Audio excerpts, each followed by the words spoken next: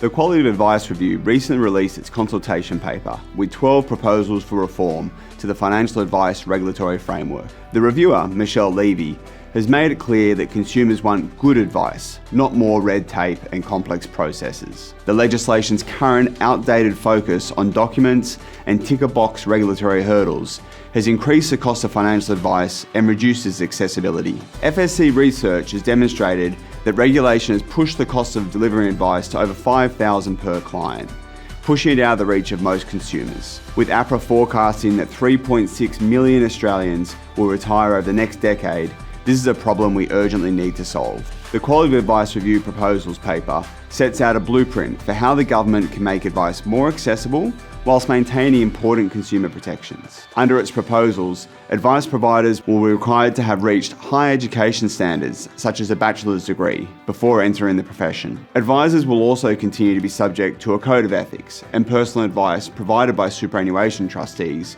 will be able to take a more holistic view of their members' needs, but be subject to the same simplified obligations. As the review found, much of the red tape in the advice industry did little to improve the quality of advice for consumers, but instead drove up the cost and were directed towards satisfying regulators, not informing consumers. The new government has spoken often about how they understand the challenges facing the advice industry and the cost to consumers of not being able to access financial advice.